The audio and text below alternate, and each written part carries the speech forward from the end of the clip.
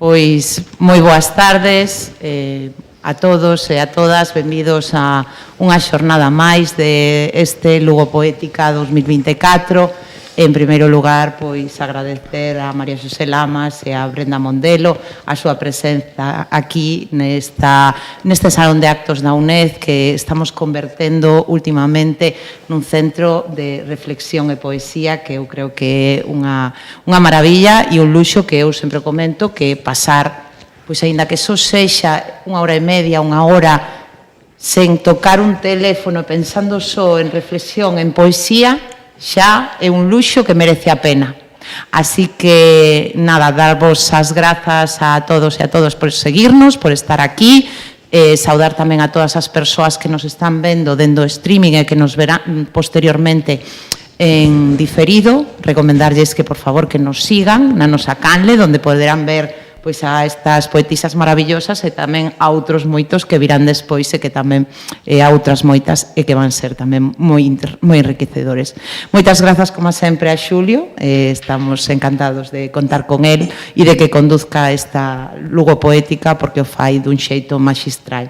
Así que vos deixo con él, con María Xosé e con Brenda. Benvidas, este a vosa casa. Gracias. Moitas gracias, Ana, por esta acollida. Por a acollida que nos fai a UNED para ter un recanto poético con ansia de trascendencia, pero tamén de continuidade no tempo. En este caso, este ano son 6 encontros poéticos, a dúas voces, cada un deles, dúas voces que confluen ou contrastan, mesmo cronolóxicamente, mesmo estilísticamente, en fin, Lugo Poética 2024, na que hoxe recibimos a visita, a participación de María Xosé Lamas Fernández e Brenda Mondelo. Boa tarde, benvidas as dúas e empezamos. María Xosé Lamas Fernández naceu en Vilalbo, ano 1961. É profesora, poeta e actriz con unha importante labor no teatro, afeccionado como autora, traductora, adaptadora e directora, e tamén como pedagoga e divulgadora. En poesía quedou os premios de Concello de Vilalba e Arume de Poesía para Nenos, tendo publicados títulos como 4 palabras caladas, Datando lembranzas, Con Fausto por este río acima, ou sonetos preposicionais, pero é autora como mínimo de 40 poemarios. Recibímola xa e pedimoslle comece a súa participación cun saúdo poético para iniciar esta conversa. Moitas grazas, Xulio, moitas grazas a todos os asistentes, a todos e todas as que nos están vendo. Bueno, pois o meu saúdo. Antes de comezar a ler, eu quería facer unha pequeniña reseña porque me acabo de levar unha sorpresa enorme, enorme. De todos he sabido que non chegamos a todo. Ainda os máis lectores que nos encanta ler poesía, poesía narrativa ou que sexa, pero non chegamos a poder ter suficientemente tempo nas nosas vidas para pescudar nas novas xeracións en que están escribindo, que están facendo. E, bueno, a min, a través deste acto, pois xuntan unhas circunstancias con Brenda Mondelo. E, claro, atópome por primeira vez con Brenda Mondelo, cuxa literatura non chego a saber como é, aínda, ten pouco publicado porque moi noviña, pero aparte deso, polo que decía antes, que a non ser cando nas redes sociais nos atopamos a unha persona, e iso moi individual, xa non é como pescudar, como ver que se está facendo, como se está escribindo na actualidade, non dá tempo a nada. Entón, claro, a sorpresa foi encontrarme cunha rapaza que sí, vin a foto na programación que había deste acto, non me sonaba de nada, e de repente atópome con que o seu papá, que está aí, e máis eu xogamos de pequenos. É que é increíble. O que nos pode xuntar a vida. Sí, sí, a miña mamá estaba dando clases nun pobiño de Samos que se chamaba Busto Frío, e estuvo 2 anos ali, eu era unha renacuejiña pequena, e resulta que Germán e máis eu xogamos. Somos máis ou menos da mesma idade e xogamos de pequenos, efectivamente. A vida. A vida que nos vai xogando. E que nos atopemos en Lugo Poética nun acto como este, é que é maravilloso. Seguro que non é unha coincidencia. Non, isto é algo especial. Ben, pois, despois de dicir esta anécdota que non é outra cousa, pero que me fixo moita ilusión e así de improvisada, porque acaba de acontecer, pois, bueno, eu teño unha, como dixo Xulio, teño unha traxectoria, os anos non perdonan, entón teño unha traxectoria bastante longa no mundo da literatura. Escribo de todos os xéneros, pero sobre todo de poesía. E do que máis obra teño, 40 e tantos poemarios, dos cales hai 10 editados, nada máis, nunca me preocupou moito editar libros. A publicación era o de menos, o máis importante era escribilos. Claro, agora topome con 30 e tantos poemarios máis que están no ordenador. Haberalles que dar salida, seguramente nunha obra completa, cuxa editorial xa está o tanto. E así van todos xuntos. Despois tamén narrativa, teatro, moito teatro, porque fixen moito teatro, pero tamén non había que escribir para representar, porque había pouco escrito ad hoc para cada composición do grupo de teatro naquele momento, da compañía, non? Se tiñas tantos actores, tiñas limitación de tal, pois esas limitacións habías que ter en conta, entonces a mellor maneira escribilo, escribir a peza e xa estaba a peza pensada hasta para os actores que tiñas, eso era unha maravilla. Entón teño moito escrito de todo, pero bueno, hoxe estamos coa poesía. O primeiro libro que escribín, que foi un agasallo, 4 palabras caladas, foi un agasallo polo Día da Nai no 2021. Este libro, pois, agasallaron os meus fillos, fixeron unha edición de autor, nada máis, que despois foi reeditado polo Centro Dramático Vilalbés. Acababa con este, é un compendio de poemas que lle gustaban á miña parella, de un montón que había escrito, non? O último poema, pois, era titulado como se titula o libro, 4 palabras caladas. Eu tiña 22 anos cando escribín este poema. Unha noite de lúa chea, 2 sorrisos entre centos de olladas, 3 suspiros, 4 palabras caladas entre milleiros de sons, 5 notas agachadas nos latidos da paixón, 6 berros, 7 tormentos, 8 vaguas e 9 intres de dor, 10 arelas, 11 soños e unha dúcia de lembranzas reventando de arredor, alimentando esperanzas. 25 primaveras agardando o teu amor eternamente. Día a día e hora a hora, gardareino no meu peito para sempre. Parece como unha lección de amor, verso a verso, número a número, paso a paso. Sí, máis ou menos era eso. Eran así as primeiras peciñas que escribía. Xa digo, tiña eu 22 anos cando escribín esta. Vamos con Brenda. Brenda Mondelo. Naceu no Seixo, Pedrafita do Cebreiro, ano 1994. En O espello de Celia, Premio Xoán Díaz, conversaba cunha das últimas habitantes da súa aldea que morreu no ano 2017. Gañou o Reinventando Xelarias e o Lorenzo Baleirón con Neve, editado por Chan da Pólvora. Participou na obra colectiva Última Poesía Crítica, Jóvenes Poetas en Tiempos de Colapso. Escribe sobre as persoas que viviron nun mundo que logra recuperar a través da poesía. E cando presentou o seu primeiro libro, cando lle presentamos o seu primeiro libro, eu escribín: miña amiga Brenda ten 10 anos, sempre terá 10 anos, aínda que agora mesmo ande polos 27. Pero na miña mente, nas miñas querencias, na mellor das memorias, é unha nena de 10 anos que acaba de gañar o premio poético da Biblioteca Provincial de Lugo no certamen Letras Galegas. O certamen Letras Galegas da Biblioteca Provincial de Lugo leva 30 anos. Iniciouse sendo delegado de Cultura da Xunta de Galicia en Lugo, Antonio Calvo Varela, que hoxe nos acompaña, poeta que vai a participar na próxima sesión. Era unha nena de 10 anos que estudiaba en Lugo no Colexio Divino Maestro, cunha profesora que era Tereixa Rodríguez Pol, monxa e mestra, descubridora, animadora de xente que escribía. Ela é a responsable de que Brenda este aquí, de que se dedique ao tema da poesía. No xurado do que eu formaba parte, estaba lóxicamente a que hoxe en día é a directora da Biblioteca Provincial, Sabela Pérez, que,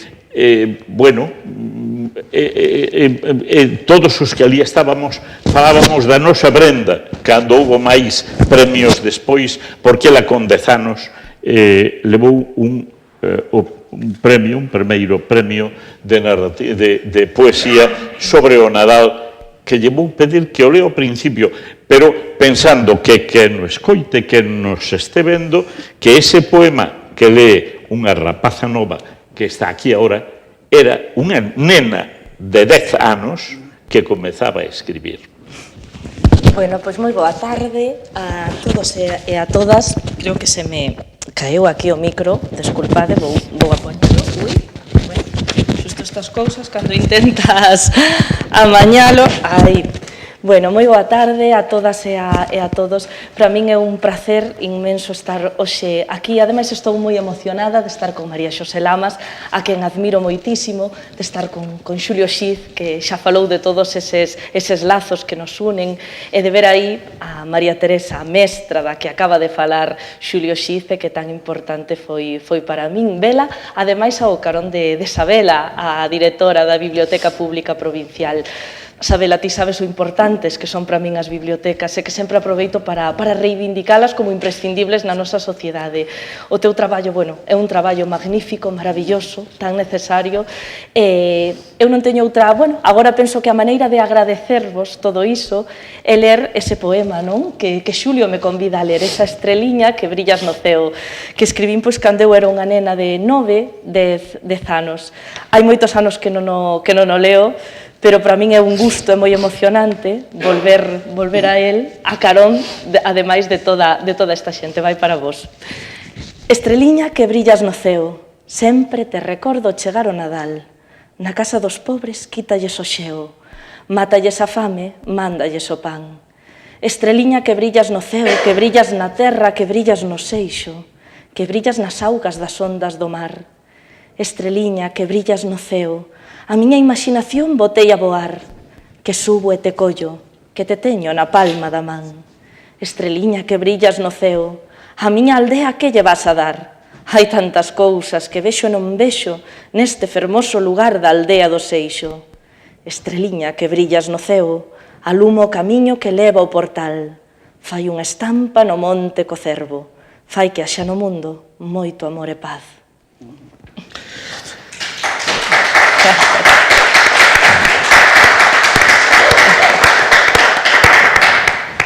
Era pois eso, 2004, máis ou menos, estábamos os membros do xurado ali, había moito público, unha nena de 10 anos que viña da montaña do Cebreiro, pero xa estaba estudiando en Lugo, cos ollos grandes abertos ao mundo, e nós sabíamos que iba a chegar este momento.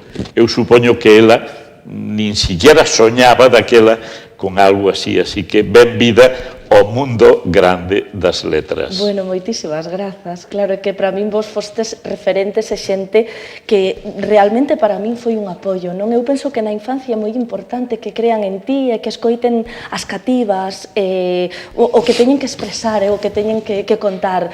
Entón, claro, atopar mestras como María Teresa, xente como Xulio, que te incentiva a continuar, a que contes eso que ti tes dentro, a que o expreses, a que o mandes a certames, é moi importante. E eu agora estaba lendo, bueno, pois este Estreliña que brillas no ceo, estaba volvendo a él, e mentre solía pensaba, claro, en todas esas referencias que hai nesa estreliña, que ao mellor eu de cativa non me daba conta, non? Pero a medida que agora o estaba lendo, decía, como me influiu, por exemplo, a min esta peza musical que, bueno, que é tan clásica, de Mozart, Estrellita, donde estás, letra de Jane Taylor, se non recordo mal, non? Como me puido influir tamén esa oda a unha estrella de Pablo Neruda, miña nai é unha gran admiradora de Pablo Neruda. Entón, dicía, claro, probablemente eu estas cousas ia recollendo, non? O que estou hoxe aquí, pois é moi agradecida, non? De todo o cariño, de toda a cultura que toda esta xente quixo darme e, sobre todo, de todo o arroupo. Así que se estou hoxe aquí é por todos vos, que sementastes en min o amor aos libros. Así que moitísimas grazas, porque é un arroupo que fica en min pois de por vida. Eu hoxe non entendería a miña vida sen a literatura, sen os libros. Así que para min é moi emocionante. Efectivamente, o exemplo básico de todos os aspectos. Falaba eu con María Xosé antes de empezar este encontro, que a súa filla, ela, por un lado, mestra e por outro mai, non? A súa filla escribía poemas, pois eu recordo que fai 15 anos, era moi noviña, pero que escribía poemas, preguntáballe se seguida por esa mesma carreira, non? Pero, bueno, tengo outras diversas cuestións. Sigue escribindo, pero, bueno, realmente diversificou un pouquiño máis, dirixiuse máis hacia o lado do guión cinematográfico, porque ela estudiou comunicación audiovisual, entón dirixiuse máis a unha guionista, bueno, perfecta, me encanta como escribe, tamén ten varios libros de narrativa escritos, pero, bueno, en aquel momento empezou pola poesía, porque era o que vía na casa, non? E ten incluso varios libros de poesía, varios premios, perdón, de poesía, entre eles un Minerva, tamén, é dicir que hasta os 16, 17 anos, despois, claro, empezas os estudios superiores. Complícase a vida. E se complica a vida e ves que vas por outros derroteiros. Pois seguimos falando da María Xosé máis nova poéticamente. Sí. Ben, este libro que decía antes, que leí o último poema, 4 palabras caladas, quedou nun caixón. Sí, nun caixón metido nun moble durante unha boa tempada. Hasta que un día me dixo a miña parella, naquel momento me dixo, pero tú vas a estar cos libros aí metidos no caixón, non os regalas siquiera aos amigos, non fas algo con eles. Ai, a min regalar os libros aqueles e que a xente lera o que eu escribía, que eran poemas, pois iso, de toda a xuventude, de toda a adolescencia, sobre todo, non? Que era unha escolma de poemas de adolescencia, dábame vergonza, así, unha vergoña terrible, parecíame que era desnudarme, non? E deixarlle ver a miña mente o que pensaba a todo o mundo. E non, eso, que xa era maior, pero dábame esa sensación. Pero, bueno, chegou un día que me daba máis da rabia que me fixeran ese agasallo e non dar o libro. E o primeiro que recibí un libro meu foi Manuel María. O día xusto que tomaba posesión da cadeira como académico. Estábamos ali. Da Real Academia Galega, e entón, nese momento, pois, cando saliu, que estábamos ali departindo entre todos, falando e tal, que coñecía o de antes, claro, evidentemente, e atrevíme a dicirle, mira, Manuel, teño un agasalliño para ti, agora escóndeo. E meteu no que sempre levaba chaquetas con bolsillos moi grandes, e meteu no peto. E non tardou nin unha semana en poñerse en contacto comigo e dicirme, Pero ti sigues escribindo, porque isto xa vi na introdución que era unha escolma de poemas. Eu sí, sigo, claro, pero non me atreví nunca nada máis que, bueno, no instituto, claro, cando deron os premios do instituto, pero despois de aí non me atreví xa nada. E dime Manuel, pois se sigues escribindo, colle faime un poemario que xo editamos na fundación. E efectivamente, fixen un poemario que me era moi fácil, porque no 2002 e 2003 ganara o premio de poesía do certame literario de Vilalba, e daquela non levaba consigo, un deles creo que coincidín con alguén daqui. Non lembro ben. Entón, nada, collín eses dous poemarios, un chamábase Cartafol de Nostalcias e o outro chamábase Tempos Verbais, e para unificalo, puxenlle unha primeira parte que se titulaba Datando lembranzas, que era como se eu estivera, fixen uns poemas todos enfocados desde o punto de vista fotográfico, facendo poemas en zoom, facendo poemas de paisaxes sonoras, facendo poemas... É dicir, desde o punto de vista fotográfico. E xuntei todo, e a Fundación Manuel María editoume este segundo libro, que foi no 2004, cando me editou. O prólogo, que non o tiña feito Manuel, aínda, cando me editaron o libro, e ele estaba moi maliño, encargoulle a Marica Campo. E por iso non teño eu o prólogo do Manuel, porque todo o libro está dedicado a ele. Deste teño un poema que, se queredes, léovolo. Claro. Teño un poema que lle teño moito cariño, que está nesa parte que engadín ao libro para facer o poemario completo, que se chama Chaira. Chaira tamén é como chamamos a Terra Chá, non? Está en tempo de muiñeira. Terra chá, inmensa ante as meniñas, verdadeira. Verdeseiras que en suaves ondas debuxa a brisa morna e mareira, que aínda lembra os asubíos entre as arganas febles e tenras de espigas rexias que coroaban pallas esbeltas. E as ondoriñas, que en asilbou e por parellas enchén o aire de voces ledas. Amigas mouras que a ti retornan na primavera. Útero antigo, profundo seo, madrigueira, nai primeira que a garimosa me deu alento, vida e materia, sangue que as venas en mil regatos urdindo a terra nutren e calman sedes eternas, coa súa saiba rindo entre as pedras, escintilantes osos de seixo, calizas vellas e arxillas mainas que mans lixeiras forman entornos, cocen en fornos, venden en feiras. Berce de anceios presos á terra agromando, agros brandos agardando por temón de cerna, rella, arado que penetrando nas grutas mornas húmidas quedas fendan rachando nervios e bafos e que sementes dondas de antano xermolen fortes entre os seus poros en verdes talos que xa dourados enchan os brazos, mollos cumpridos que nos muiños dean pan farto. Moza velida de corpo lanzal, fermosura, femia núa de ollos mansos salgados como o mar, seos de lúa branca e madura, desdebuxando a liña do chan con leves curvas de sombra escura e a cabeleira de tal feitura que a fraga densa morre de envexa cando se ondula, rizos salvaxes, verde espesura, nas abas cansas das lombas brandas que te circundan. Terra chá, esencia do existir, natureza, na beleza do teu ser, no centro do teu latir, nas doces teas de nai que bellas aínda cariman a raza enteira, a luz de seda da tarde queda cheguei á vida, a cova tristeira. Alimentada polos teus zumes, que ubres cheas no teu regazo me dabas tenra, medrei con ceo, fondo e sincero de amarte, terra. Falábamos antes de empezar o encontro de que había poesía, había poemas, que sonan como si tuveran música de fondo.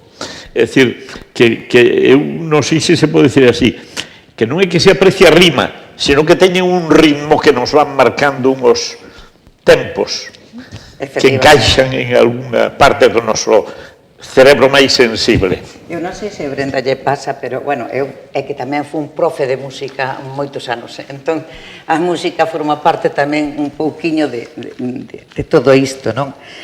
Pero non sei se che pasa, eu podo facer un poema de versos libres, non, exento de ritma, que non teña en absoluto métrica, pero o ritmo interno do poema ten que existir. É tanto. Ten que estar, ten que estar. Podelo facer, pois, a ritmo de muiñeira, como fixen isto, porque está a ritmo de muiñeira, é cantábile, pódese cantar unha muiñeira con ese poema. Pero está feito a propósito, evidentemente, non? Pero tamén pode ter un ritmo interno que non ten que estar concebido con un compás determinado, vamos, quero decir, pero ese ritmo, esas cadencias, esa maneira de que a beleza da palabra xunto con ese ritmo, verdade que sí? Para min sí é moi importante. Bueno, o meu pai é músico, entón tamén sempre sementou en min o amor pola música. Entón, bueno, como dicía Luisa Villalta no seu ensaio, que xa o título é unha xoia, o outro lado da música, a poesía, que agora, bueno, pois volve a estar reeditado, tan necesario que era que se volvera a reeditar ese maravilloso ensaio de Luisa. E para min, pois sí, esa musicalidade sempre ten que, bueno, polo menos intento que estea no poema, non? Porque moitas veces, incluso cando estou escribindo, revisaba outro día o Espello de Celia, que había tempo que non o volvía a revisar, e dicía, incluso certos termos musicais están aquí presentes, non? A figura do piano, que sempre foi un instrumento, bueno, que a min me encantou, non? Sí, necesito de continuo buscar a música, sí. Iso te volo común, sí. Iso, e tamén un amor polo teatro. As concordancias vanse descubrindo e van aparecendo. Empezamos coa Brenda de 10 anos. Aquel foi o xermolo, o orixe, pero claro, desde entonces, verso a verso, fomos encontrando outros certames da biblioteca. No certamen de Temos un Parlamento, temos unha lingua, que eu xa non tiña así presente. En fin, pasaron, non digo moitos anos, pero pasaron anos, e tes 2 libros, entón vamos a empezar a conocer a expresión, a Brenda expresiva de agora. Entón tiñamos a proba da palabra. Exacto. Quédanos a palabra necesariamente. Sí, bueno, por contextualizar un pouquiño, non? O Espello de Celia pois vai dedicado a unha muller da miña aldea que se chamaba Celia. Eu, bueno, fun nena única no Seixo, non tiña outros cativos cos que xogar na aldea, entón eu recordo chegar da escola e correr para a casa de Celia, non? E que esa casa ao final tamén se fixo un pouco unha prolongación da miña. Recordo no 2021 pensar, xa pasaron 20 anos, porque isto fora no 2001, e de repente, pois, comezar esa proba da palabra, non? Que agora vos vou a ler. Pouco a pouco van nacendo as flores, xa non medran no xardín, medran na memoria, nos ollos azuis da vella que agora está morta. Eu dígolle, hai tempo para esta tarde, para amazar unha palabra na luz e prestar as horas á miña infancia.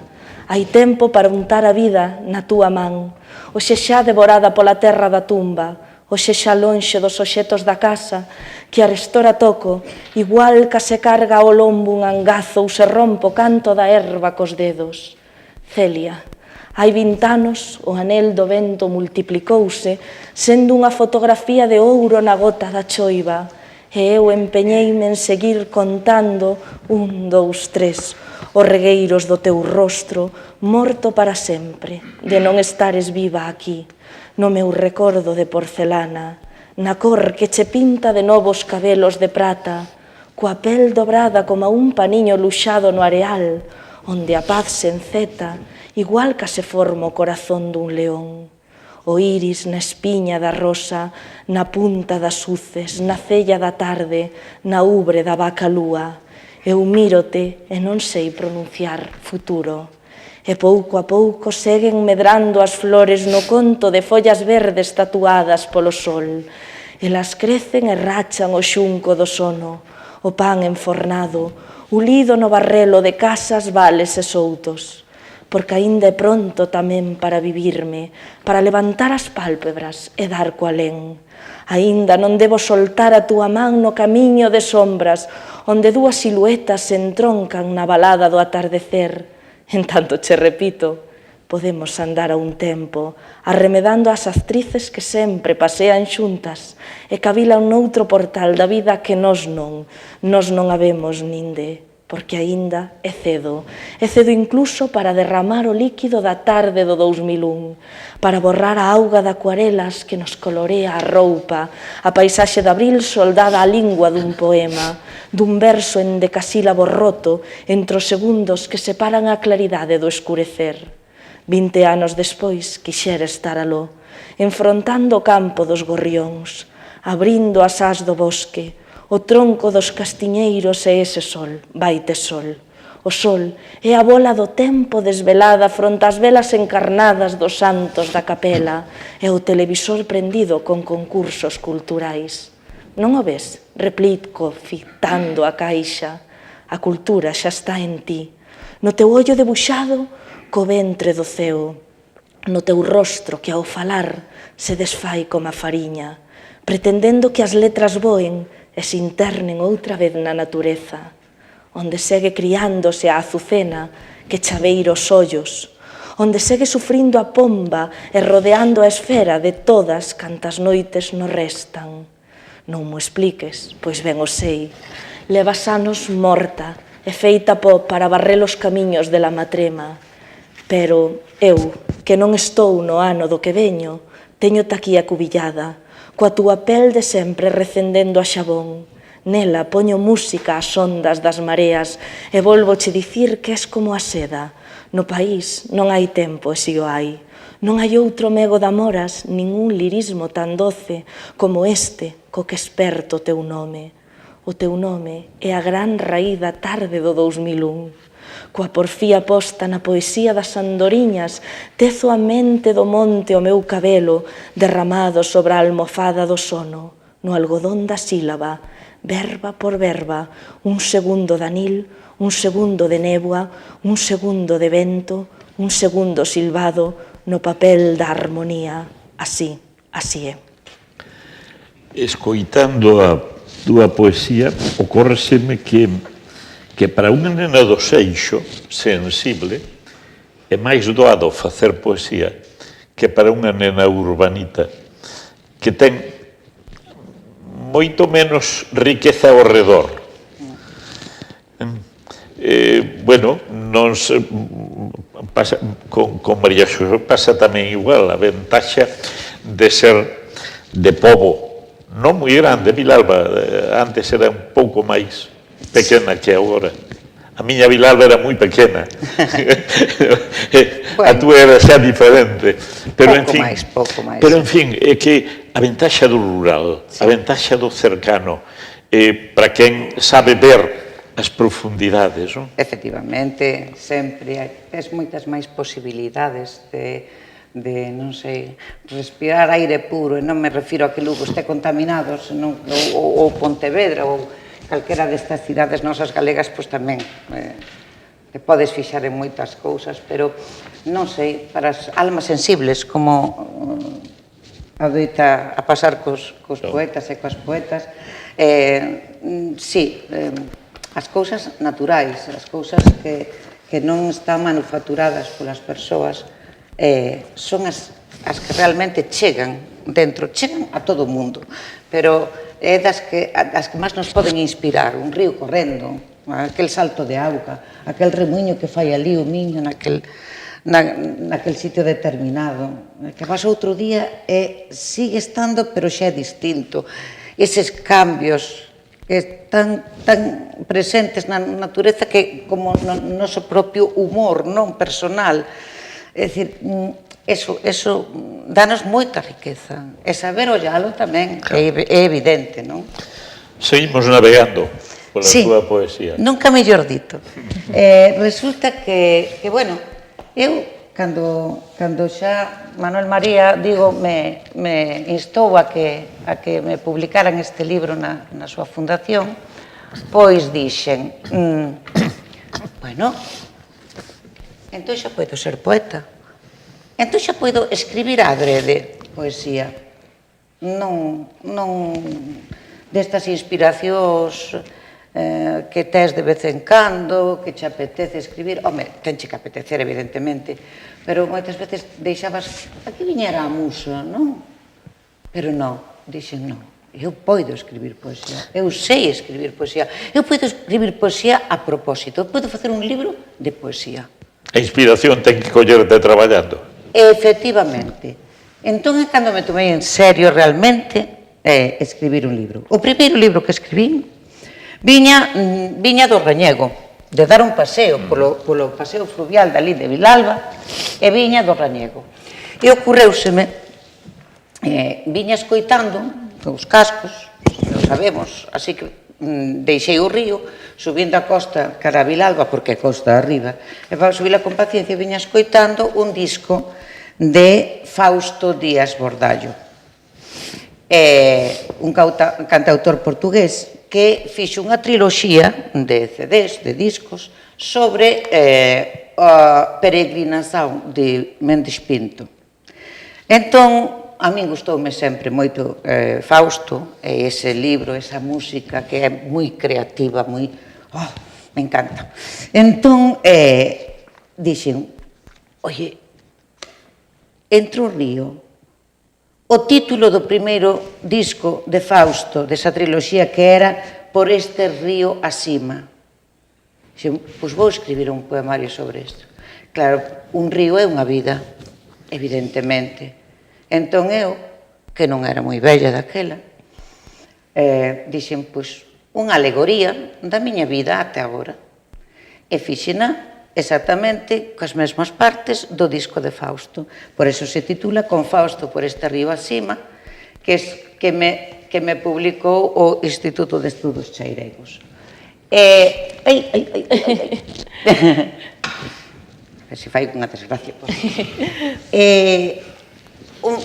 Quería escoller un poema tamén deste libro. Titúlase Navegar. Cada poema está introducido por un cachiño da letra da canción de Fausto dunha concreta, vale? Entón, navegar, a introdución da letra Fausto é navegar, navegar, máis ó miña cana verde, mergullar no teu corpo entre quatro paredes, dar-te un beixo e ficar, ir ao fundo e voltar, ó miña cana verde, navegar, navegar. Eu escribín o poema.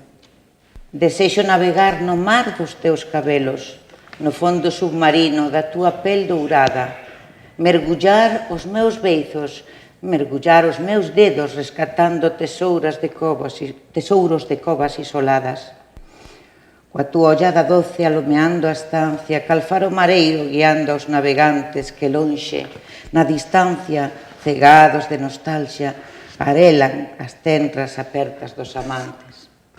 Coa túa voz de seda a matizar as cores dos dous corpos danzando entre lumes acesos, esquecidos de dores, librando os mil sabores dos mananciais máis agochados e secretos. Así, permanecer nos teus brazos fundida, encadeando o meu arrebato ao teu latexo, soando en armonía aínda descoñecida, mais soñada sempre no frío do meu tempo. Desexo navegar nun veleiro enfeitado de tenrura densa, de amor embelecido, sen medo, desengano, ao rumbo desnortado. Desexo navegar ata a morte, contigo. Seguimos con música, acompañados con esa música intangible. E pasamos a Brenda, que na contracapa do seu libro de Brenda lé nos balancíns do parque da aldea, naquela é a única meniña, ou sentada no escano á sombra dun pradairo mentras fita como os da casa traballan a terra. O título do poema que vai ler agora é a cancela? Exacto. Pues por aquí está. Que nos podes explicar. Sí, A paisaxe, moi ben. situarnos. Si me gustaría contar, porque ahora estabas comentando todo isto, lendo a contracapa, non? Eu estaba pensando, non? Cantas cousas, que sorte temos de que haxa tantas autoras e autores que nos influen, a veces dámonos conta. Por exemplo, eu na cancela, si me dei conta de que me estaba influindo moito, pois Thomas Tranströmer, que para min, bueno, é un poeta sueco maravilloso, deronlle o Nobel moi merecidamente, creo recordar, no 2011 pode que fora, claro, eu estaba con esa idea de o ceo a medio facer, e de repente dixen, isto é del, entón vou aproveitar para citalo, pero a veces pásanos que nos influen, pero no momento non recordamos que nos está influindo, non? Eu agora co espello de Celia teño pensado algunha vez en Alejandra Pizarnik, que tanto me influiu a min na miña adolescencia e que tanto perseguín eu, nesa idea que ela tiña da Alicia de Lewis Carroll, como traballou con ese solo vine a ver el jardín, non? Entón, claro, dicía eu, pois efectivamente, eu no espello de Celia soamente viñen a ver o xardín de Celia, non? De feito, empeza a proba da palabra así, non? E ao final o xardín de Celia é unha casa, é un mundo, é un universo, non? Eu recordo agora de pequena, pois a primeira idea miña da poesía, sendo eu moi pequena, estando na miña casa, cos pés metidos no forno, mirando fora como nevaba, pois recórdome pensar, poesía para min é un bosque, non?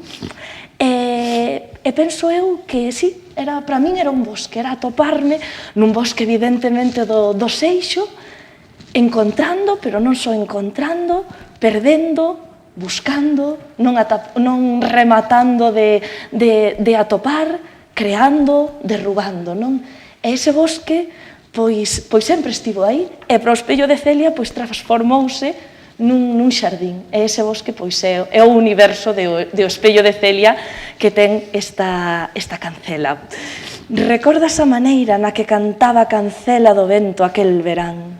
Como semellaba que dunha cereixeira ia nacer o abecedario, e nós buscábamos contar o tempo por areas e con elas construir a materia do espello, calcado nesta palma que hoxe miro a contraluz, mentre xogo coas letras de azafrán esvaecidas así no abano da razón, que só entende a suma dos días, o lazo nevoeiro dos defuntos e a orde da historia. Lembras entón a escala sobre a que rubía a cancela do vento ese verán, como eu pendía dos barrotes de metal, no meu maxín eran pintura traída da lúa, e sobre eles quería agarrar as liñas celestes que conducían ao ceo a medio facer. A medio facer. A aldea nunca estaba a medio facer, só o ceo. Como ia estalo? Se o canto dos grilos ficaba grabado no caracol do meu oído, e así dormía, co timbre da noite tan dentro que eu sentía que xamais ia acabarseme o tempo, pois só había que andar un pouco máis para atopar a armonía das esferas, os corpos azuis enlazando a música. Só tiña que permitir que un grolo de sol entrase na caixa sinfónica, na corda do violín que abarcaba o último minuto da luz, na sombra sobre a sombra do cervo malferido, cos pezuños cheos de xestas e macela. E así aparecía a noite estampada na cancela, absorbendo a lóxica, a síncope das notas e a madeira branca dos xolleiros. Así entraba o trono no corazón, que bombeaba as visións lentas do día, arrastrando a crenza ata o precipicio, onde toda idea se tornaba de cristal. Digo eu agora, non te acordarás da febleza do trino do paxariño que me ocupou a cortiza cerebral nun mes de xullo como dar estora, cando metín tomiño nun lenzo de estrelas, cando guardei rosas no fondo dos armarios. Sempre foron a chave do meu tempo, o substantivo convertido en golpe d'aire, o debuxo a lápis no interior das vogais, a cartolina de la vercas pendurada na cinta da retina, no nervio debullado ata lograr a escuridade filoxenética. Digo eu que non te acordarás, pois se alén do teu deserto de amnesia existise unha cancela, esta xa sería outra. Entón, viría un día tras do outro, unha folla de carballo tras doutra, unha casa de auga asolagada nun río de rostros humanos, no incansável atardecer da morte, esa que nunca se dá cinguido na parede pastel do cuarto. Escoitándovos ler os poemas, pero os comentarios previos ou posteriores, evidencia a necesidade, a riqueza, a necesidade de ler absolutamente todo, absorber absolutamente todo, procesar logo e que saia o arte, a creación. En fin, María Xosé, o poema que che pido ahora que leas, a min sonoume a canción. É que antes falábamos de música, pero que este é como se xa fora a letra dunha canción feita que un te hubiera escoitado e que sonan na memoria. Sí, efectivamente. Eu fun, xa dixen antes, fun moitos anos profesora de música. Bueno, necesitábamos moitas veces, pois, se non recurrir a pezas xa feitas, unhas obsoletas, había pouca música así, en galega infantil, cancións en galego e tal, e ocurreuseme pois, escribir un poemario, pero a condición era que tiña que ser poemas cantábiles, tiñan que poderse poñerlles música e cantalos para as miñas clases. Escribín, por tanto, un Cantigas para aprender a soñar. Son 30 e tantos poemas, nos que xogo co tempo, co universo, pero o tempo visto desde o punto de vista dos nenos e das nenas. Polo tanto, os días divídense en cando mergo, cando é o recreo, cando merendo, cando me vou á cama. Non é a mesma división de tempo que temos os maiores. Tampouco para eles o universo é o mesmo que estudian en ciencias naturais. Para eles existen os cometas, existen os planetas que son todos redondos, estrelas fugaces, existen cousas importantes que suceden neses tramos de tempo. E un deles, un destes poemas, bueno, tamén xogo un pouquiño co tempo normal, a división do tempo normal, de poemas para cada estación, poemas para cada mes do ano, poemas explicando aos nenos de onde veñen os nomes dos días, etcétera. Pero, bueno, un deses poemas é A noite dá medo. Son infantiles. Entón, eu son unha nena de 10 anos como Brenda, cando escribeu ese poema tan fermoso.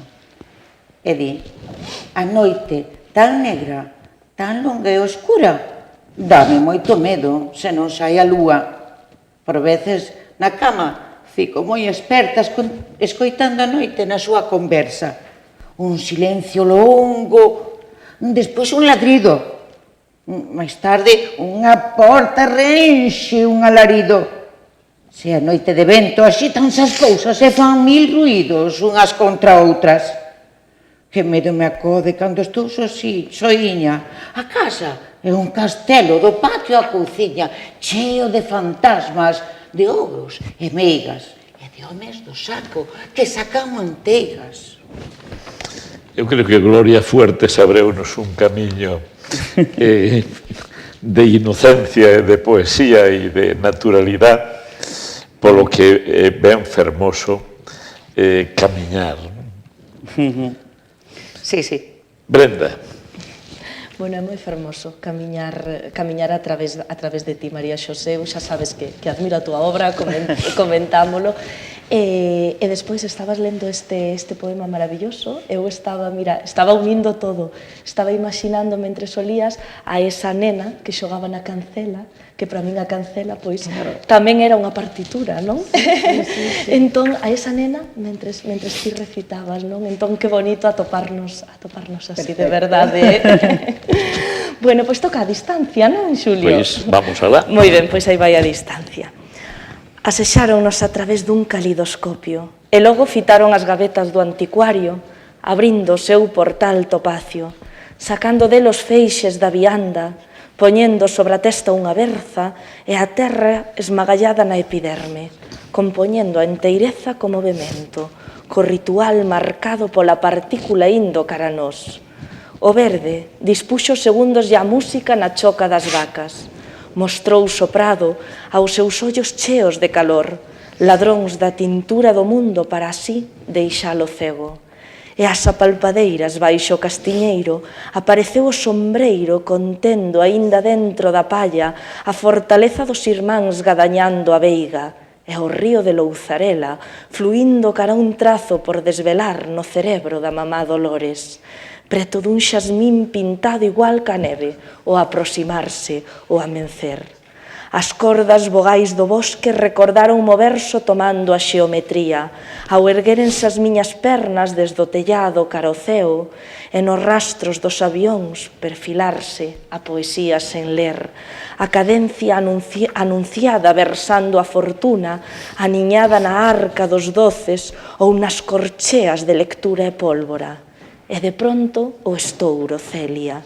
No caos chocou a xente pasada e futura, esa que eu pensaba coñecer. Xa no asento do autobús a buscaba e imaginaba unha muller sen nome para min. Quizá besera María Malibrán escoitando a María Calas, coa distancia mediando entre elas, con máis dun século reverberando no teatro de la Escala, no eixe do escenario onde se podería dar sola a efixe e deixar as horas remar sen saber nada delas, entrando na orella do silencio para escoitar de súbito o grito do verbo.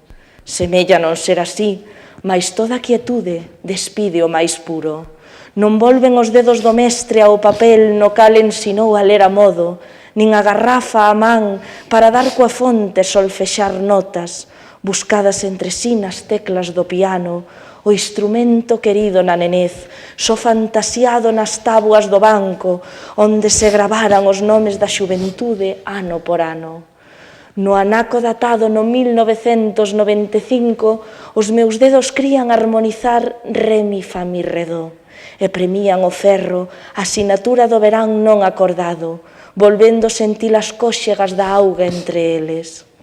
Formábase coas moléculas o esbozo dos botóns ciscados polo chan do cuarto xunto ao botello de lavanda, o mediodía fitado tras as persianas de mel, co estalido da sombra e o día na cómoda, no papel beige para facer un pombal, reflectido no tocador, na brisa lixeira da caída de agosto, na auga sobre a masa, no peite cuberto de erva para atondar os cabelos que nacen sendo iso, unha prolongación dos números, porque os meus veráns, Celia, están en min. O mesmo caso se espreitase dentro dun acuario, vistos á distancia, coa que os peixes circulaban diante do tío Xosé no estío de 2003. El petara no cristal co caxato, os segundos puntuáranse na súa bellez, desexando frear a combinación dos ritmos, atendendo á xénese do solpor, para flotar no reflexo carmín, onde as súas neuronas non falecían, sandaban. Fora o seu empeño curar fotogramas, desfacer o novelo e ver nel un mapa, coller os ovos das pitas mirando o ceo de abril, platinado, coa súa idade nova arriba dun cabalo, sacando a parva dos megos e repartindo pan sentado na pena dos currais. As migas encaixábanlle na cortiza cerebral, miraba o acuario e non atinaba a dicir, porque de pronto lembraba a xiringada na súa chaqueta de pana, a colcha estendida nunha praza mollada onde os impulsos eléctricos regresaban, xuntándose nas campás e no Romeu, coas foulas pintándolle na mente os lirios sobre o manancial e o paso do xabarín, o vapor sometido ao pestanexo do lobo, a eterna ansia por dar lume aos axóns, por prender a leña de 1920 e tragar o fume. Celia, el mirárame como se fose caer unha tormenta e a miña cara estivese a piques de desmiunzarse. Ollárame nunca antes tan quedo, tan fascinado pola miña fronte, parecida a da mamá Dolores, sombreando a distancia e, pese a todo, lembrando as solainas esmaltadas que había en nós. 50 anos pasaran e o pano adornaba a miña cabeza. Nosoutras, dúas mulleres nunca antes presentadas, entrelazábamos o castaño das cabeleiras, espiamos a morte lenta, tomábamos o cereal legado, o xugo dos bois por cada extremo, a lama das cortes, a arxila dunha xarra antes de rachar a forma, a noción das castañas nas tebras, o verniz dos astros posto no muro da resurrección, na corte celestial que alou miña enfermidade. Pouco sabía eu dela, do espazo por descubrir, da cruz tecida nas mantas, da gloria de confiar en ver pasar un sopro de noite antiga polas lousas ou un barbarote centenario dando de si todo o pó. Pouco sabía eu, case nada, menos que ela estaba aló na cara do tío, no polgar que buscaba no vento a longura, o almanaque dos días envoltos no barro, na nevada, nos pinos, na erva luísa, nas fragas en cada mineral, no peixe anxo, na distancia. Pero mi tío non só nos ollábanos, senón a persoas xa máis caviladas. Supoño que recompuxo sobre unha bóveda xade a nosa árbore asolagada, coa certeza de que non existira tempo entre a mirada de 3 séculos atrás á cortiña e esa que volvería ao fogar para ir ao mesmo punto. Incluso ao porvir, onde os descendentes non nos recordarían Celia, pero si cargalían un vestixio silandeiro, unha suma purpúrea das metamorfoses, sen sabelo, cada vez que se detivesen coma nós a arrastrar as estampas de tantos ollos xuntos, contemplando a distancia. Quen lle diría a Celia que iba a ser protagonista directa ou indirecta, dun libro publicado anos despois de que desaparecera para contar a vida. María Xosé, seguimos. Parece como se hoxe en día os poetas, as poetas, escaparan xeralmente do soneto como se fora un corsé que apreta e que non deixa liberdade de maniobra. Pois, sí, é habitual. Hoxe en día escápase moito da poesía estructurada, aquela que parece que está encuadrada, non? Parece que lle queremos poñer recipientes con unha forma determinada ás palabras que se usan para expresar o que se sinto, o que se pensa. Realmente, pois, sí, é así. Eu entendo que agora haxa moi poucos escritores que fagan sonetos, que fagan octavas reais, que fagan liras, que fagan... Sí, non se mide, non se rima, pero a min parece un xogo literario precioso. Encántame xogar coas palabras, pero tamén me gusta moito xogar coa poesía. Eu teño moitos, a ver, de feito, dous dos poemarios que están aí publicados nese libro, cos que ganaron o certame literario de Vilalba, fora... Sonetos preposicionais? Non, eses son os... Ese é despois. Sonetos preposicionais son este, que ganei nunha terceira ocasión, un segundo premio. O primeiro non o tiña eu. Está enfrente de min. Sí, Xosé Oterga. Pois ese ano. Non me volvín presentar, pero pois xa me casaba. Pero, bueno... Bueno, 3 veces, non está mal o certamen de Vilalba. Bueno, por eso xa cansei. Bueno, nin o de Vilalba, nin ningún outro. Son moi anticertames. Chegou un momento, precisamente desde 2016, que dixen non me presento como certames literarios. Pero despois si me presentei, pero foi unha anécdota, a un de narrativa. Porque quería que ninguén de poesía si me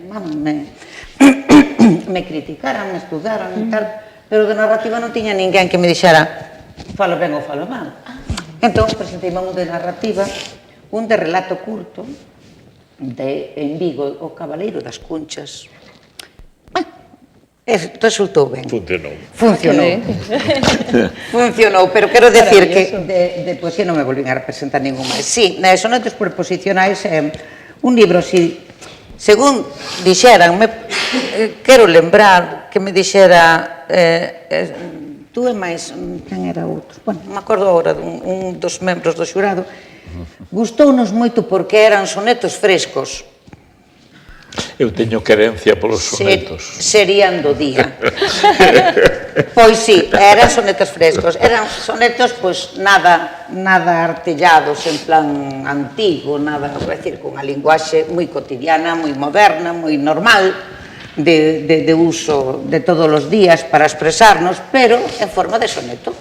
E tamén ya hai que dar unha oportunidade aos versos antigos que tanto, eu creo que se chegamos a... A min, lembrame moito, vamos a ver, a poesía, e ao mellor vos vai parecer moi mal que diga isto, pero sí, digo así un pouco en plan broma, pero é verdad. Si Ferran Adrià non soupera facer tortillas, non as desestructuraba, era un plato maravilloso, original, precioso. Eu penso que un poeta ten que saber escribir un soneto, e despois que eu desestructuro a poesía como queira. Pero temos que mamar das nosas fontes. Eu non sei, a mellor é que xa vou moi velliña, pero... Non sei se é paralelismo, pero decíase que dali unha vez fixo o que fixo, podía, quer dizer, unha vez que o fixo de pintura realista, podía desbarrar, entre comillas, como se quixera, porque demostraba que sabía. De feito, Picasso fixo o mesmo tamén. Chegou ao cubismo, pasou por todas esas épocas, desestructurando o que tiña estructurado. Pero eu nacín coa poesía dos... Bueno, é que... Son moi maior porque eu poesía en galego lín Cantares Gallegos de Rosalía de Castro, o primeiro libro, cando xa tiña como 14 ou 15 anos. Non había galego no ensino. Non había libros publicados e os que non estaban á venda nas librerías. Tiñas que irte a unha biblioteca, facerte socio dunha biblioteca, ir á biblioteca ali a ver se os tiñan. Antes non había galego en xeral. Non había, pero quero decir que mamamos a Fray Luis de León, a Quevedo, a Lope de Vega, etcétera, os clásicos. E, bueno, despois, cando apareceron nas librerías os sonetos dos nosos, pois tamén os amamos, non? Eu, pois, eso, gustoume sempre xogar moito coa literatura. E sempre me gustou escribir de vez en cando, pois, versos clásicos. Pois vamos. E este é un deles. É un canon, o soneto. Exactamente. Soneto á beira do río. Aseonllada nas lastras xa gastadas á beira das ruínas dun muiño, sinto nas mans o xeo deste río e aspiro o teu aroma nestas abas que impregnadas de ti e o teu alento me devolven as noites de compaña, lembrándome as caricias deseñadas sobre a pel posuída polo senso. Mollos lenzos que a cobiza derraman envexando os seus dedos sempre fríos e mesturo as miñas vaguas no concerto da pedra, a tea e a alma namorada que no mesmo compás van ao unísono ao ritmo dos latexos do meu peito. Bueno, poderemos seguir pensando, podemos seguir confesando que nos gustan os sonetos a pesar de que non se leven por decirlo así. Bueno, vamos a despedir o libro de Celia con este espello. Vale, pois si, despedímolo co espello, que bueno, para... Porque temos que falar de outro libro Claro. tamén. O sea que... Para compensar un pouquiño antes limos, pois creo que o poema máis longo do libro, este creo que é o máis curto, así que bueno, imos logo co espello, que é o que xa cerrou o libro. E entón vou roubando o brillo ás estrelas, extraendo cun pincel a cor da erva, vou esgaduñando a cortiza dos carballos para que esta fique entre a unha e a carne, entre a noite e a sede da madrugada, cabo do mar, cabo da boca do ceo onde aparece ese cristal, o cristal de André Breton. O firmamento ábrese ao peito do lobo, ao millo do interior dos verbos, a constelación de azucre deitada a có, na diadema do idioma esculpida no leite. A oración dorme na fiestra de Chejov, fundida na luz do bosque, no baúl dos cuartos cerrados, no compás do reloxo, na forma da lama, no cariz da terra. Co peite do pasado descubro a raíz da cal nacen tulipáns, en visa na danza dos pétalos, nos cántaros de amor que encheron os avós. 20 anos despois, o pozo acolle as chaves da noite e o espello reflicte a Celia. A Celia tomando na man o corazón dun coello. A Celia gadañando prados, mentres a música dos grilos abraza a cadencia da atmosfera nun valse de violíns, nun frasco de bolboretas migrantes cara a noite íntima, de súbito, ceibe, ante o roce dun xardón contra o outro, ante a escada de granito sobre a que empuliña a melancolía, na habitación onde non pode desaparecer o rumor pasado sobre o que canta o carro dos bois, sobre o que escoito o timbre dos merlos. Non, eu digo, o espello non ha de borrarse perante as nubes de Baudelaire, as cales desexan convencernos de que só as temos a elas, solitarias diante do sono borroso das semanas, a elas, fuxindo da arca de Cervatos, a elas nubes, a elas. Non sendo que a vida se detén e o pulso latexa baixo o xardín, no tacto dos altos toma a pel da aldea e ao fin un río xungue esta voz a candea que alumea xusto aló o cristal do espello de Celia. María Xosé, pasamos a poemas teus e seguimos con poemas infantís ou non tanto, porque eu observo que algúns infantís tamén parece como se houbera toques, intencións de profundidade, non?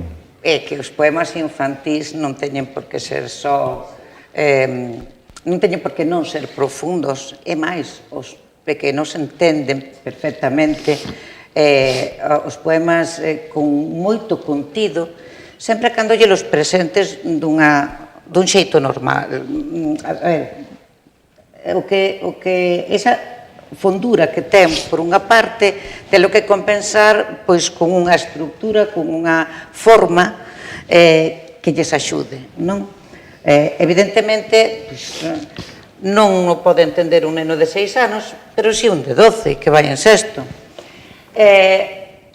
Bueno, despois destes sonetos preposicionais, eu seguía, claro, dando clases, e quixen facer un experimento. O experimento era que a mí sempre me gustou moito xogar coa lingua, coa poesía, con todo xeral, pero utilizalo como fixen co teatro toda a vida na aula, non? Entón, eu fun tamén durante 14 anos no meu cole encargada da biblioteca, a coordinadora. E libros infantís para nenos moi pequeniños non había casi nada en galego, para nenos moi pequenos. Entón, deume por escribir un. Deume por escribir un libro que está cheo de caligramas, bueno, este roto en concreto, pero bueno, está cheo de poemas, desde aquí non se ve moi ben, pero con debuxos. Maravilla, de verdade. Cada verso escrito, cada estrofa é un número, para explicarles ese mesmo número, as vocais, os xogos que xogábamos de pequenos, facer caligramas que debuxen con palabras, titulas así, debuxos con palabras, pero son poemas que primeiro fanse no papel e despois daselles forma, e eu enseñolles a facelos. E, bueno, fixen un libro en 3 partes. Un libro que se chama Garabatos, o primeiro, o segunda parte, que era para os máis pequeniños. A segunda parte é bosquexos e a terceira deseños. E son para as tres etapiñas pequenas, os 3 ciclos naturales da primaria, é dicir, infantil primeiro e segundo, terceiro e cuarto e quinto e sexto. Vou ler un poema que, claro, eu presentaríagelo aos nenos, así nesto sí que se ve un pouco mellor. É a soela dun zapato. Está formada por palabras, esa soela formada por distintos nombres de zapatos. Empeza. Precísanse zocos, tenis, botas, mons, botíns, derbis, guaios, bambas, albarcas, bucles, zocas, chinelas, calugas de cana, chanclas, chanclos, chirucas, mocasíns náuticos, uxeptis, hawaianas, sandalias, alpargatas, bailarinas, chancletas, deportivas, zapatos, zapatillas, castellanos, zapatos. Para os moitos pés descalzos, fariña para pan e auga e sal para vacuas. A iso me refería eu que primeiro toda a relación de calzados, pois, é un xogo infantil, é un xogo, claro. Pero os 3 versos finais xa non son un xogo. Pero isto explica a un neno falando, precisamente, pois, un día especial que estás traballando, pois, eso, a solidaridade e a comparación, que moitas veces hai que comparar o que teñen eles e o que non teñen outros nenos de outras partes, xa non do mundo, senón mesmo da mesma cidade ou do mesmo pobo, pero, bueno, ven un pouco mellor se afastamos, se ampliamos o que é a órbita, non?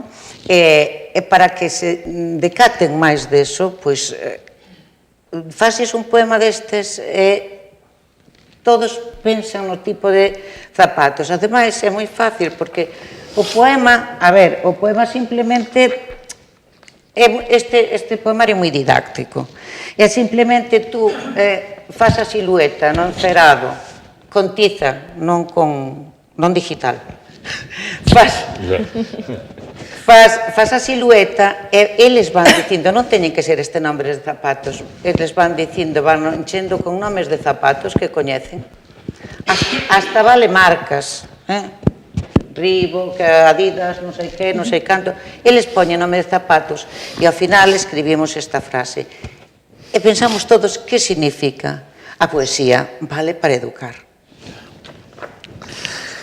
Brenda, no seu primeiro libro, conta a historia, o mundo da Celia Maior, contado por ela, testemunha principal de nena pequena. Pero no segundo eu entendo que das un paso máis e cando escribes Neve, contas, agora chamaríaselle memoria histórica, faz xusticia, retrospectiva, pero mellor o vas a explicar ti.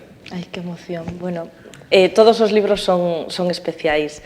Neve, dende logo, foi un libro moi especial, porque o escribín cando o meu avó ia a cumprir 100 anos, non? Faltaballe pouquiño para que cumprira eses 100 anos. Emocioname aínda hoxe telo na man, non? Estoulle moi agradecida a meu avó pola conciencia de clase que está sempre comigo, polas súas ideas, por ser un mestre para min, por ser un compañeiro de vida, non? Estaba eu agora pensando na contracapa.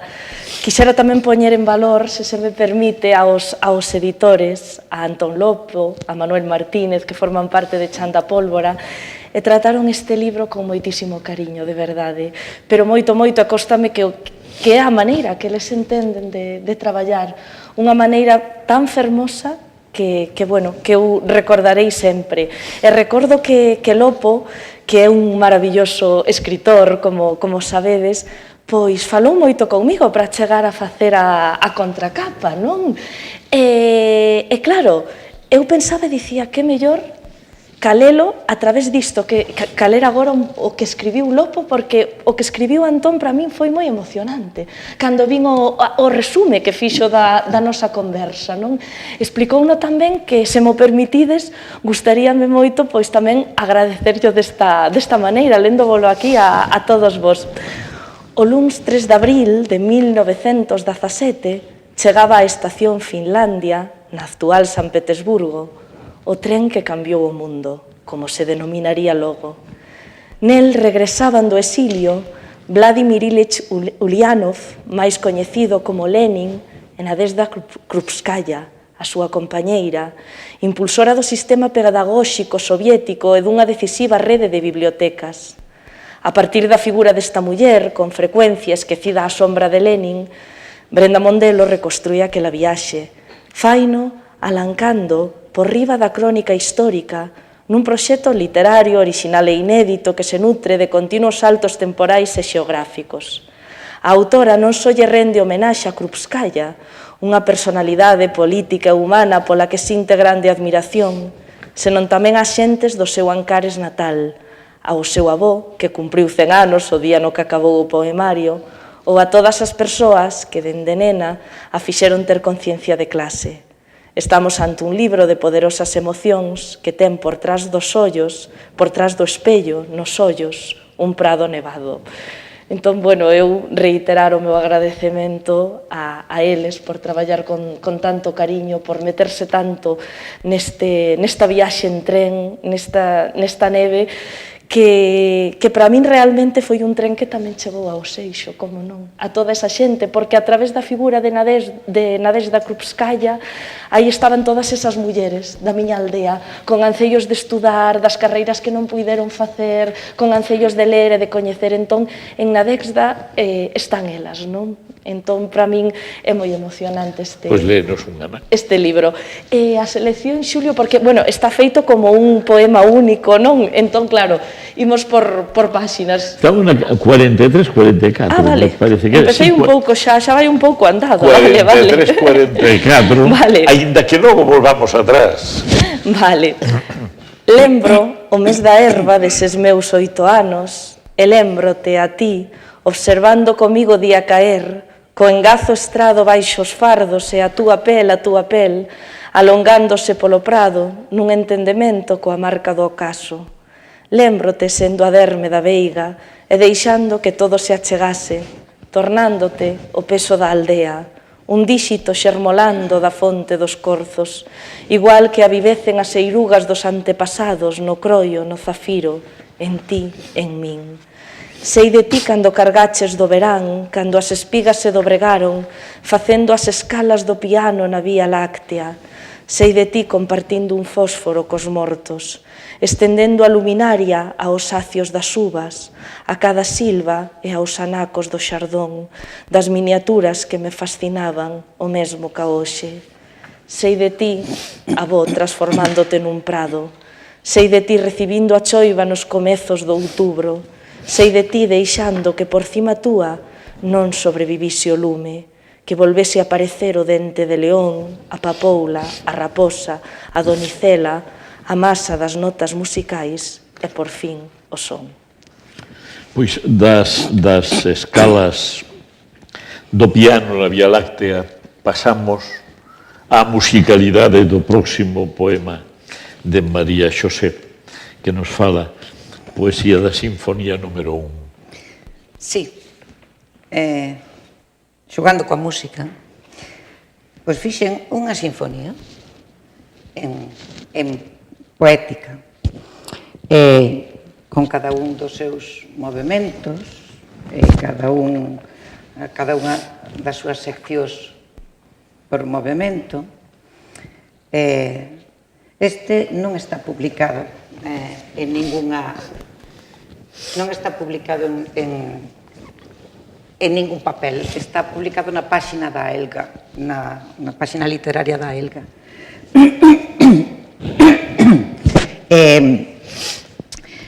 Titúlase Sinfonía número 1 en re menor, opus 12, ruptura lírica. Este é o segundo movimento, tipo lied ternario, corresponde a un andante, na sección 1. Nun binario sinxelo, 2x4, paso a paso en sol maior, transito a través da tranquila serenata, acougado espírito co veo da lixeireza calma. Busco entre as pedras da senda algún contido para enchelo de palabras, algunha idea nos recantos do camiño ausente de pegadas. Baixo este sol implacável e insistente que me fire cos seus rayos suos ríos de tinta, hiperbólicos regueiros de verbos inconscientes que flúen encadenados polas canles que na fonte abren os anos, que percorren as pálpebras e afondan nas meniñas até cegar a ollada co pano traslúcido das vaguas. Enxúgoas coa tea dunha voz que escoito aínda afastada e decátome que chega nidia ao meu oído que a reclama. Unha voz de alento, de folgos renovados, de esperanza, unha voz de creto no talento, de secreto que en min non aniñaba. Agora sigo no andante, percorrendo en tranquila serenata 2x4 paso a paso en sol maior. O novo vieiro, a estrada na que vou vertendo termo a termo a linguaxe que en min levo agochada. Estamos entrando na recta final por respetar tempos, pero ainda temos tempo de escoitar poesía. Que Brenda nos diga, nos abra algunha porta máis en relación con ese poemario, memoria histórica, decíamos, da neve, desa neve que tamén irmana a terra do Cebreiro coa terra visitada na confección do poemario. Sí, bueno, evidentemente, non? Como dixen, aquí está representada a miña conciencia de clase, non? Non se explicaría de non ser a través da xente que tiven oportunidade de criarme.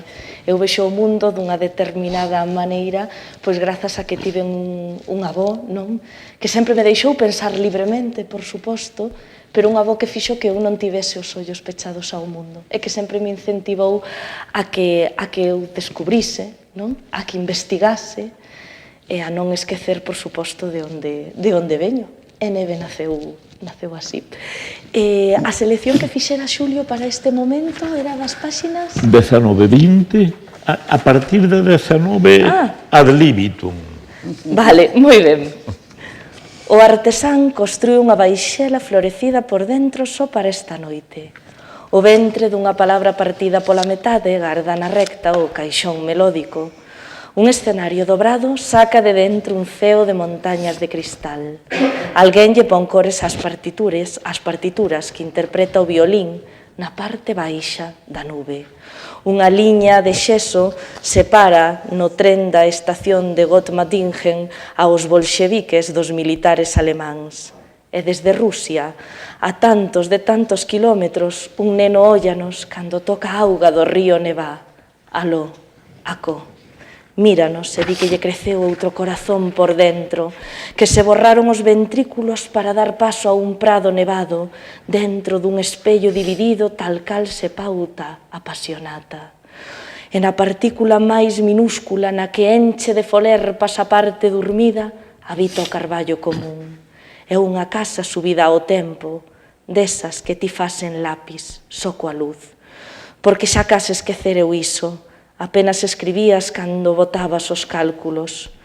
Todo estaba na túa cabeza, aberta como unha caixa branca a plumaxe das aves, delineando a membrana temporal, na mente de erva seu mundo, ondeando no pico das andoriñas do curral de cada un dos paxaros da túa nenez, que apresaches coa mirada nas tardes calmas despois da escola, cando sentado na escaleira da porta sopesabas a longura das aguilladas, o peso dos chirlos, o ángulo recto da fiestra, e esa man facendo un isósceles que imitaba unha constelación tatuada na pedra da casa, no bocado de ceo rosado ou na auga temperada do baño.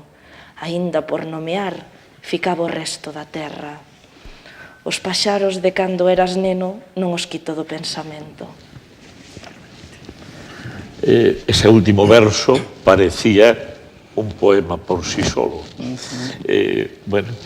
A fórmula de facer un solo poema, de que o poemario sea un solo poema, supoño que ten algunha razón especial ou que por pura natureza caeu así, non? Saiu moito por natureza, non? Pero eu despois pensábao e dicía, que rápido escribín este libro, non? Casi non me deu tempo a pensalo. E despois, cando miraba así no seu conxunto, dicía, bueno, é que o libro leva tamén o ritmo do tren, non? Claro. Claro. Entón, ao final, todo se relaciona de certa maneira. Dese tren dos bolxeviques, pois tamén o libro intenta levar ese ritmo, esa paixón, esa ansia colectiva. Claro. Pois, si vos parece, quedaríanos un colofón, un poema cada unha de vos. Bueno. Unha intervención final, como vos pareza oportuno. María Xosé. Vamos a ver, tanto me estaba pensando e agora que leo, bueno. Chamoume a atención aquela berza que servía. Pero, chamoume a atención porque antes mencionaba as ventaxas do rural para fornecer de sentimentos. Moi ben. Ninguén que non seña do rural entende este poema. Pois quizás non. É dun poemario dos meus inéditos, dos 30 e tantos inéditos que teño, que se titula Banda Sonora. E é un pouco, pois eso, fixen o poemario pensando na música, nas cancións, precisamente máis que a música en xeral, nas cancións que significaron ao longo da miña vida cousas. Empecé desde pequeniña. Estou moi afónica despois de falar tanto, xa me desafixen un pouquiño, pero bueno. Di así: unha nena nunha fonte, ai la la lelo, ai la la lelo. Por unha vez bebía, ai la la lelo, ai la la lalo. A berza estaba rachada, ai la la lelo, ai la la lelo. Toda auga lle vertía, ai la la lelo, ai la la lalo. Nos seus brazos de moza bella, en loito permanente, adormecíame cun purrí de melodías agochadas dende séculos na memoria. Sentía mágoa por esa nena que vivía por unha berza rachada nunha fonte, na miña, manancial de acibeiro na lembranza. Aquela berza que servía de alimento no caldo, de comida para os bechos, de sustento dos vermes, de toalliña para limpar o cu despois de defecar na horta tantas veces. Debería estar tenra, consistente, proceder do xermolo aínda enrugado para soportar o líquido prezado co que se apagan os lumes que provocan todas as sedes. Rachada cunha fenda nese centro magoado, un cuarto de século antes por un proxectil ceibado a destempo sobre o castillo de Olite nos últimos estertores da guerra fratricida, cantaba por veces sen alento Si me quieres escribir, ya sabes mi paradero en el frente de Gandesa, primera línea de fuego. En el frente de Gandesa, primera línea de fuego. Magnífico remate.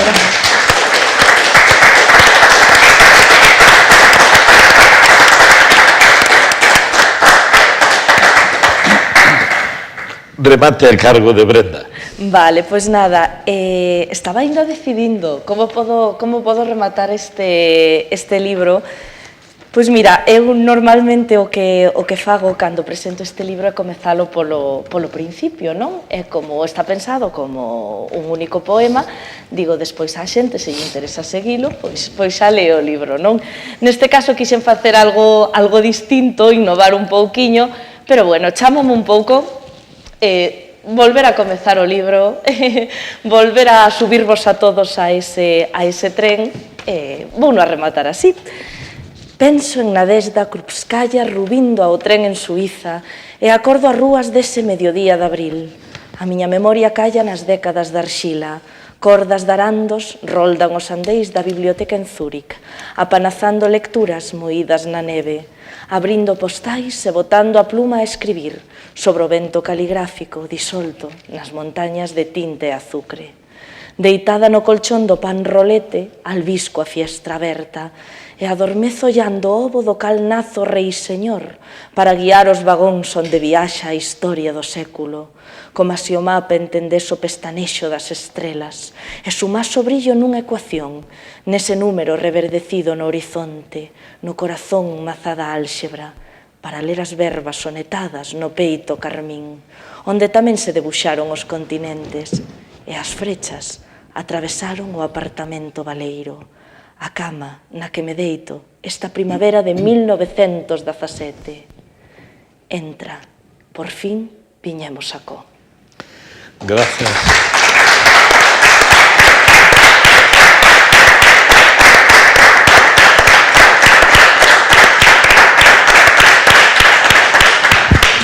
Gracias ás dúas pola voz e a palabra, grazas pola poesía, gracias aos presentes, grazas aos que nos escoiten ou nos vexan e grazas, sobre todo, a todos por sintonizar neste fío común, neste río que nos leva da poesía cara ao infinito. Grazas.